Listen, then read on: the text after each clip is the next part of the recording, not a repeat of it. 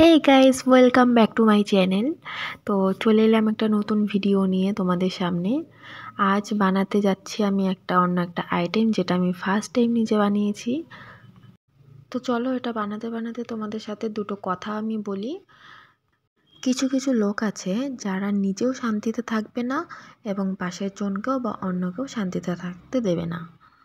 এটা social media, এখানে আমি কাজ করার জন্য এই প্ল্যাটফর্মটা খুঁজে নিয়েছি। তো এখানে আমি সারাদিন কি করছি না করছি টুকটাক ভিডিও আমি তোমাদের সাথে শেয়ার করি। পারি যেভাবে পারি তেমনভাবেই আমি পোস্ট করার চেষ্টা করি। কিছু কিছু পাবলিক আছে এত খোঁচা মেরে কথা বলো কেন বলো তো?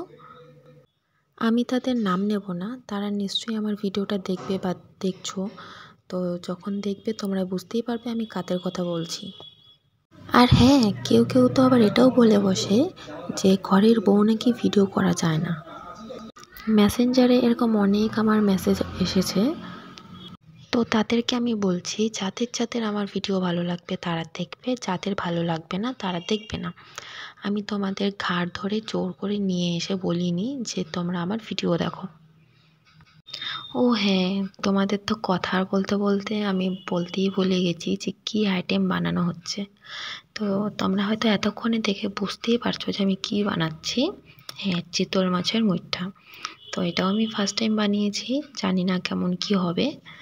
তো এখানে দেখো আমি সব রেডি করে, মানে আমি কি কি দিয়েছি আমি সেটা ভিডিওতে বলতেও পারিনি কথার জন্য।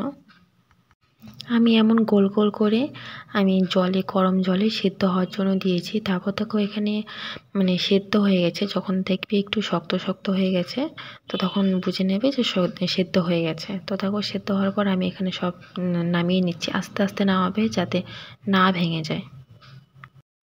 তারপর দেখো এখানে হলুদ লবণ দিয়ে আমি ওই যে গোল গোল করে যে রেখেছিলাম, মানে সিদ্ধ যেটা করলাম আমি মাছটা, সেটাকে আমি ভেজে নিলাম। একটু ব্রাউন ব্রাউন কালার হয়ে গেলে তারপর এটাকে ভেজে নামিয়ে নেবে। নামিয়ে নেওয়ার পর এখানে আমি যা যা লাগে মশলা, পেঁয়াজ রসুন আদা জিরার গুঁড়া ধনে গুঁড়ো তারপরে লঙ্কা গুঁড়ো লঙ্কা যা যা লাগে আমি সবটা দিয়ে এখানে মশলা কষিয়ে নিচ্ছি। যখন হালকা একটু তেল ছেড়ে আসবে তো সেখানে আমি আই থিঙ্ক টমেটো দিয়েছিলাম, আমার ঠিক মনে পড়ছে না এখন।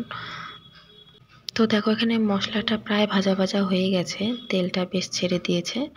তো এখানে আমি এখন একটু জল দিয়ে দেবো পরিমাণ মতো। তারপর দেখো এখানে পরিমাণ মতো তোমরা জল দিয়ে দিবে।